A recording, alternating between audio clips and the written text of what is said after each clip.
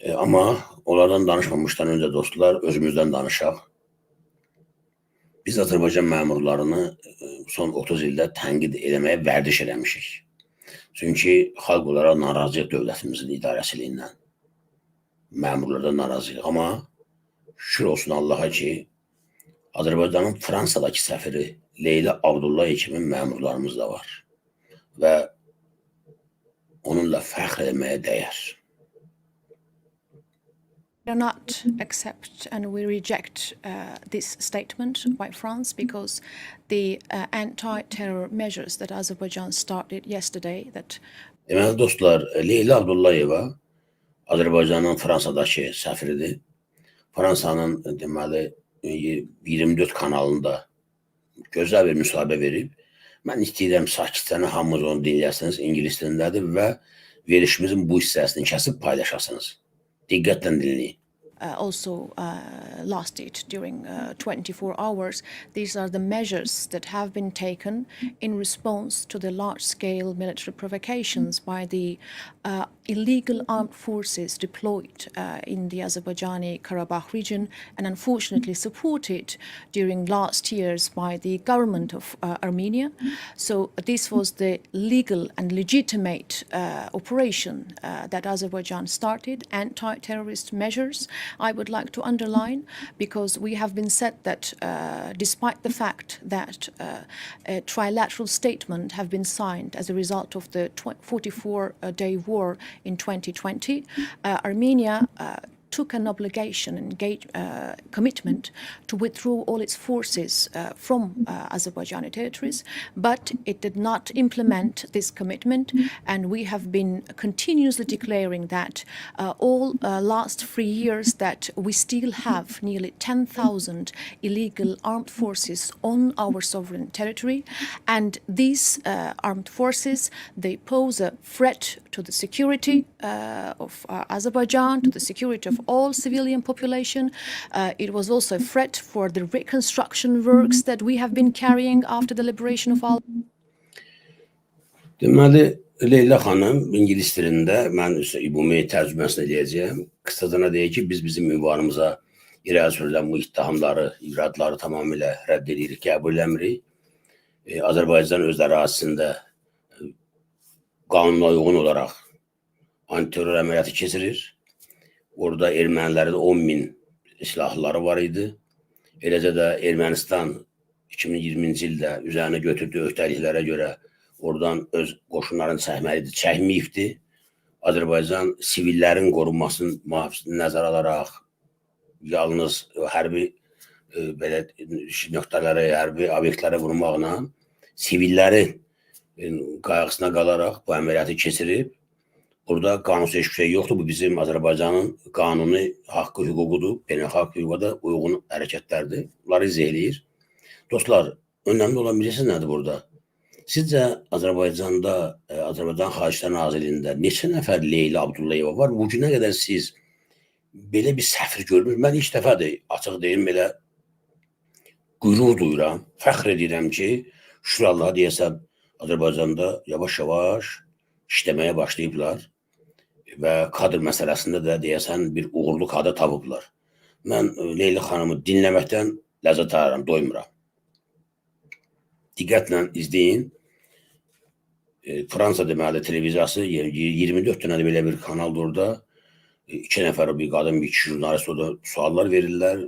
İttiham edici bəzən suallar verirlər. Leyla xanım çox belə dəqiq, aydın məntiqlə, hüquqla, beynəlxalq hüquqla, qayda qanunlarla izah eləyir və lazım olan təbliğatı aparır. Mən inanmıram, mən şəxsən görməmişəm bu günə qədər ki, Azərbaycan Xaricilər Nazirliyində kimsə belə bir iş aparsın xaricdə. Görməmişəm mən. Niyə? Çünki o nazirin başı qarışmışdı. Övladını, nə bilim, ərə gedən oğluna Amerikada 2 milyon, 3 milyon dollar dəyərində villa almağa. Və yaxud da bizim səfirlərin çoxun başqa atışıb, araq alverin, çaxır alverindən qumarxanaya zada. Buyurun, Leyla Abdullayeva. All our territories. So we reject these allegations against Azerbaijan. But Ambassador, you're calling this an anti-terror operation, but there are a lot of just normal, everyday people in Nagorno-Karabakh who are terrified right now, who don't know what their lives are going to look like. I would absolutely agree with you that we have to differ between the ordinary civilians, Karabakh residents, Armenian residents of Karabakh region of Azerbaijan, and the radical separatist group. Biz Qarabağda yaşayan erməni vətəndaşları ilə qanunsuz silah dəstələr arasında fərq qoyuruq. So we absolutely differing those two things because generally those Armenian residents of the Karabakh region, we consider them as our citizens, and even Qarabağda yaşayan erməni əsallı deyil, minlərlə vətəndaş erməni bizim vətəndaşlarımızdır. Biz onlara sahib çıxırıq. Amma orada qanunsuz silah dəstələr də var. It has been declared at the highest level by the president of Azerbaijan that we consider them as the citizens of Azerbaijan. Of course, all the rights, all the security guarantees will be guaranteed by the constitution of Azerbaijan. Biz deyir, Azərbaycan dövləti olaraq konstitusiyamızla orada yaşayan ermənilərin bütün hüquqlarına qarantiya verir, təminat veririk. Dostlar, bu Fransanın çox məşhur kanallarından biridir. Televiziya kanallarından biridir. Orada verilən bu müsahibəni bütün Avropa, dünya izləyir. İngilis dilli bütün dünya bu müsahibəni izləyir. Mən sizə deyim ki, Leyla xanımın bu müsahibəsi Azərbaycan hakimiyyətinin bəlkə də 20-30 ildə görməli olduğu, amma görmədiyi işi həll edir. Sağ olsun, Leyla xanıma buradan Azərbaycan Maliyyəsi adından təşəkkür edirəm mən. And plus, if you're speaking about the rights of all Armenians, we say that Azerbaijan is a multi-ethnic, multi-confessional country where we have representatives of different ethnic minorities living in peace. And of course, biz Azərbaycan multikultural bir ölkədir və biz hamımız sülh içində yaşayırıq. Azərbaycanın daxil vəziyyətini, yəni etnik qruplara münasibətini şərh edir. We also have Armenians living on Azerbaijani territory. Even before the conflict of 2020, we had 30,000 Armenians living in Azerbaijan. 2020-ci il müharibəsinə qədər bizdə Azərbaycanda 30 minə qədər erməni yaşayırdı. And currently, there is an exaggeration about the population in the Karabakh. If they say it's 120,000, but in reality, maximum it's 60,000 people, and 10,000 among them are those illegal Armenian forces. Deyirlər, deyirlər ki, Qarabağda 120 bin güya erməni var, amma reallıqda, həqiqətdə orada 60 min mülki əhali, 10 min də silahlı terrorist dəstələr var. And of course, It's still a lot of people to be it's still a lot scared of about their people, of future course, and and their it's children. Azerbaijan and the constitution, the laws of Azerbaijan will guarantee all the rights of these people. And unfortunately, these people have been hostage in the hands of these illegal, radical separatists. But how can they know that their security is guaranteed? Like, what kind of guarantees can you give them? Well, that is why we have proposed already from the start of this year to have a dialogue between the Armenian residents of Karabakh and the central authorities of Azerbaijan. Deməli, bu jurnalistlər çalışırlar ki, sualları ilə, hətta oxucu sualları ilə dezinformasiya versinlər ki, dirəşir, bəlkə necə qarantiya verə biləcəksə bunlara, necə verə bilərsiniz qarantiya? Leyla xanım deyir ki, bizim qanunlarımız var, konstitusiyamız var və diyaloq artıq başlayıbdır. Orada yaşayan Azərbaycan vətəndaşı olan ermənilərlə dövlət arasında. Bu diyaloq vasitəsilə və bizim qanunlarımız var. Yəni, biz bununla qarantiya verəcəyik. This year we already had once a meeting took place, but after all, the two times the proposals, the invitation of Azerbaijan have been rejected. We are for the dialogue, we are for the discussion of all these issues, and it's a good news that it is already a couple of hours ago we had the meeting, a dialogue between the representatives of the Armenian residents of Karabakh and central authorities of Azerbaijan, special envoy of the president, and it was quite a constructive meeting. I want to ask you.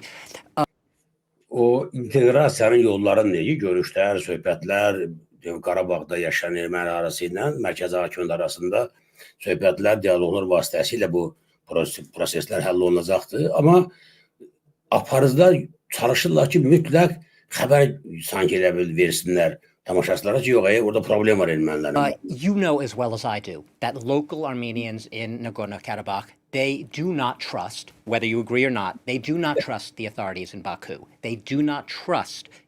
Deyir, Qarabağda yaşayanlar İnanmırlar Bakıya sizə. İnanmır özləri bilirlər. Aliyev when he says again and again that he will safeguard their rights. They simply don't trust.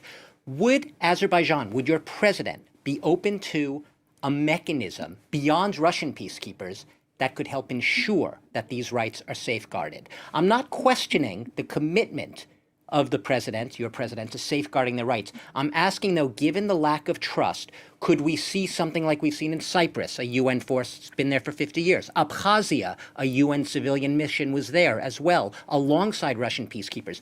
Would that be acceptable to Azerbaijan? Well, it Dostlar, mən qısa mahiyyətini sizə tərcümə edəcəyim bu sualların. Deməli, jurnalist nə sual verir? Jurnalist deyir ki, Qarabağda yaşayan ermənilər Bakıya inanmırlar. Siz və İlham Əliyev deyir, prezidentiniz, elə bir, orada yalnız deyir, Rus sülh məramlarıdır. Beynəlxalq sülh məramlı qüvvələrin də ora gəlməsi üçün siz şərait yaradacaqsınız, yoxsa yox. Buna garanti verirsiniz, yoxsa yox. Və Abxazaya misal çəkir ki, görürsünüz, orada bir dənə Ruslar qalmışdı, sülh məramlı kimi, nəticəsini görürsünüz. Qarabağ deyinəcək, siz bunları beynəlxalq başqa Rus sülh məramlarından başqa qüvvələrin də gəlməsinə siz garanti verirsiniz, yoxsa yox? It's natural that there is a lack of trust today because we had 3 decades of hostility. Right. We had fact of occupation of Azerbaijani territory. Leyla xanım da çox gözəl izah edir. Təbii ki, bu təbii də inanmamaları, təbii ki, onlar bizə inanmayacaqlar. Qarşılıqlı inamsızlıq var. Bizim torpağımızı neçə illik işğal ediblər. We had nearly 1 million Azerbaijanis who became refugees and IDPs who suffered. We had even the fact of 613 Azerbaijani civilians killed in a one night. So Deyir ki, bu qarşılıqlı etimadsızlıq təbiidir. Niyə? Çünki bizim torpaqlarımızı işğal edilər. 1 milyon adamı qaçqın elədilər və bir gecədə deyəsə 600 dedi də, Aleksandr 600 adamı vəhşicəsinə öldürdülər. Bütün bunlardan sonra bütün qarşılıqlı inamsızlıq olacaq. it's quite natural that currently there is a lack of trust, and we know that it will take time to gain trust. But therefore, would Azerbaijan, would your president be open to an international mechanism that's not just Russian peacekeepers to safeguard those rights, given what you say is the understandable... İşte sen prezidentin, sizin de prezidentiniz beynəlxalq qüvvələrə imkan verəcək gəlsin. Təkcə Rus məramları yox, həm də başqa qüvvələr gəlsin. Bizim nəyimizə razımışıq, düşmədi. Dostlar, sizcə indi Qarabağa başqa bir qüvvənin gəlməsinə ehtiyac varmı? Erməni gedib yaşayacaq öz ölkəsində. Öz ölkəsi deyəndə mən İrəvanı nəzərdə tutmuram. Deyəsən onlar Hindistandan gəliblər. Özdə belə deyirlər. Hər halda çıxıblar, Qarabağdan çıxıblar. Qarabağa gəlib daşa da şey eləməyəsən ki, sülh məramlıq eləməyəsən ki, daşa, torbağa, quşlara. Qarabağda heyvanlar və quşlar çox rahat yaşayırlar. Müharibəsiz asır. Bunlar nəyə nail olmağa çalışırlar? Mütləq girsinlər Qafqaz, Azərbaycana. Qətiyyən imkan vermək olmaz. Let's be clear. We're speaking about the sovereign territory of Azerbaijan. Halal olsun kızım. Halal olsun Leyla xanım. İstəyir jurnalist imkan vermir də. Dezinformasiya ya. Bunu Leyla xanımdan onu istəyir. İmkan ver. Biz öz suverenliyimiz, Azərbaycan suveren dövlətdir. Biz suverenliyimizin bərpasından məşğul ol. And this is not what I am saying as the ambassador. This is what the international law says. And international community recognizes and respects, including France, by the way, the territorial integrity of Azerbaijan. So, Karabakh is an integral part of Azerbaijan. Leyla xanım izah edir ki, bütün beynəlxalq aləm, beynəlxalq ictimaiyyət Qarabağın Azərbaycanın təşkil olduğunu qəbul edib. Burada bir problem yox. It's a fact that we have Armenians living in Karabakh. It's a fact that we don't have any problem for different minorities, among them Armenians living. Bu da faktdır ki, orada bir Qarabağ deyir, bütün dünya tanıyır ki, bizim Azərbaycanın tərkib hissəsidir. Bu da faktdır ki, orada erməni yaşayır, o bizim vətəndaşlarımızdır. Why don't we? There have been 3 wars since Yes, the early they 90s, have been so free. there obviously is a problem there. There was a problem, and that's why we are trying to settle those problems. That's why we say that dialogue is the best way. Orada olan problemi var. Leyla xanım deyir, təbii ki olan problemi var. Hamının problemi var. Təkrar ermənilər deyir ki, başqa xalqlar da var. Hamının problemi ola bilər. Və biz bu problemləri diyaloq yolu ilə çözməliyik. That's why we have been proposing all these years to have this dialogue between the representatives. I'm sorry. I'm sorry to press the question, but I'm just trying to understand. Does that mean that Azerbaijan would not, unlike, say, Cyprus or the Balkan nations or Abkhazia, be open to the idea of an international peacekeeping mission? Well, let me Zordan elə şunları eləmək istəyir. Deyir, mən başa düşmədim. Mən demək istəyirəm, biləm dəqiq ki, Abxaziyadan fərqli olaraq da burada imkan verəcəksiniz ki, beynəlxalq qüvvələr gəlsin, yoxsa yox. be clear. This is the sovereign territory of Azerbaijan. So no. And we are open for the dialogue. It will be a direct dialogue between the central authorities of Azerbaijan and Süper, halal olsun Leyla xanım. Deyir, bura biz Azərbaycan ərazisidir və biz birbaşa diyaloq tərəfdarıq ermənilərlə. Karabakh Armenian residents. So You there can't is say no at need. this time. You There- cannot say at this time whether you would be open to the idea, not whether the Russian peacekeepers stay or not, having an international mission that might foster more trust. Fikirsiz, jurnalist zorla dirəşibdir ki, beynə yerisin ki, dünya ictimaiyyətinə. Ki, siz imkan verin ki, ora beynəlxalq qüvvələr gəlsin. Tək Rus müsəlmanları yox. Bizə də imkan ver, gərək ora. Pretty much sure that we can have all these problems eliminated if we have this dialogue continuing between the two. And let me also stress that today, as a result of the meeting that took place, it was quite constructive, and the representatives of Armenian residents, they said that they lack fuel, they lack alimentation, and Baku representative, we responded positively. So soon we will send fuel, soon we will send alimentation that the Armenian residents are in need. So it Deməli, Azərbaycanın tezliklə Qarabağda yaşayan ermənilər üçün edəcəyi işləri Leyla xanım çox gözəl belə məntiqlə ardıcıl izah edir, çatdırır. It means that there are positive results. It means that Armenians and Azerbaijanis can live together. In fact, we are living together. So Biz deyir, faktdır ki, əvvəl yaşayıblar bir yerdə, bundan sonra da ermənilər və Azərbaycanla bir yerdə yaşa bilərlər. we just had artificial problems in the Karabakh region created by some forces, and we think that the fact that we won extremism in our Karabakh region, it will also have a positive implication for the general peace process. I want to finally ask, there Allah have olsun. been Armenian politicians and international groups that have called this a potential genocide. That's a huge allegation, obviously, but I want to get your reaction to that. Deyir, erməni siyasətçiləri və bəzi beynəlxalq siyasətçilər deyirlər ki, o da genosid olacaq, nə edəcək? O ilə bağlı Well, this is təhlükələrin- absolutely baseless. Let me put it this way. Leyla xanım deyir ki, bu tamamilə əsaslı bir şeydir. If that would be the case of genocide, I'm asking you a question. Why Armenia did not bring this case in front of the International Court of Justice? Halal olsun Leyla xanım. Halal olsun. Fikir verirsiniz. Deyir, genosidlə bağlı sual verir. Leyla xanım da deyir ki, mən də sizə sual verirəm. Ermənilər deyir, nəyə görə bu genosid məsələsini beynəlxalq məhkəməyə daşımır? Daşsın da məhkəməyə. Çıxarsa da məhkəməyə. Ki, genosidlə bağlı. If that would be a case of so-called genocide, because it's obvious that it is not a genocide. You cannot accuse a country on a But genocide. could it become one? Maybe it's not at this moment or hasn't been in the past, no, but could it because, become one? Well, again, we have liberated our territories. Now we are reconstructing those liberated territories. The intention is to bring back IDPs to those territories. The intention is to give the opportunity for Armenians and Azerbaijanis to live together in peace in Karabakh. We declared that we consider them as the citizens of Azerbaijan, and the constitution will guarantee all the rights. We are interested in peace and normalization. So why you think Biz deyir, sülhdən maraqlıyıq və bizim konstitusiyamız, qanunlarımızda onların bütün hüquqlarını təminat verir. Nə genosid, nə zat. that in this case Azerbaijan should be interested in a so-called genocide?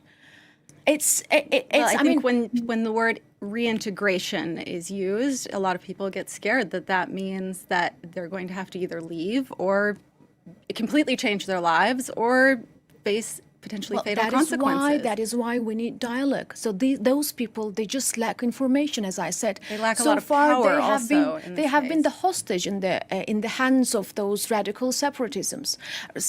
So that's why we think that from now on there is an opportunity to continue this dialogue. So those Armenians will feel secure, whilst Armenians will feel themselves the benefits that they can get being the citizen of Azerbaijan. Biz elə bir iş aparacağıq ki, inşallah deyir, orada yaşayan ermənilər özləri həm təhlükəsiz edəcəklər, həm də qazançlı olacaqlar. Unfortunately, we have to leave it at there, but I really, Ambassador, thank you so much for your thank time you. and joining us here on I France think 20. Halal olsun Leyla xanım. Buradan mən xalqım adına, Azərbaycan ailəsi adına təşəkkür edirəm. Dostlar, burada mən oxudum bəzi ki, mən tanımıram Leyla xanım kimin qohumudur, kimindəndir, hansı tayfadandır, fərq eləməz mənim üçün. Mən bir Azərbaycan vətəndaşı olaraq görürəm ki, yerindədir. Gözəl, mən üzr istəyirəm, ingiliscə ola bilsin ki, tam onu mən tərcümə edə bilmədim. Mən mahiyyətini araşdırdım, hissə tərcümə edən çatdıram. Şükür Azərbaycanda da şükür aranızda olan birəm çox ingiliscə ala bilirlər. Burada mən yazadığını gördüm. Önemli olan birisi nədir? Önemli olan odur ki, ilk dəfədir mən görürəm ki, Azərbaycan səfiri öz işinə məşğuldur. Öz işinə məşğuldur. Araq al verilənmir, çaxır al verilənmir, ticarətlə məşğul deyil. Səfirin işi budur. Çıxsın, o işlədiyi dövlətdə təmsil etdiyi dövlətin siyasətini, ideallarını, mədəniyyətini, hər şeyini təqdim eləsin yerli xalqa. Fransızlara ki, mən buyam. Və bunu o qədər yüksək səviyyədə etdi ki, mən açıq deyim, mən ləzzət aldım. Qürurdu ki, şükür Allaha ki, bizim elə kadrlarımız var. Yəni deyirəm, burada anarın nədirlər, nə bilim, gəlindir, kimin gəlin. Fərqi yoxdur, kimin gəlin olsun. Əla, super. Halal olsun, xoşbəxt olsun.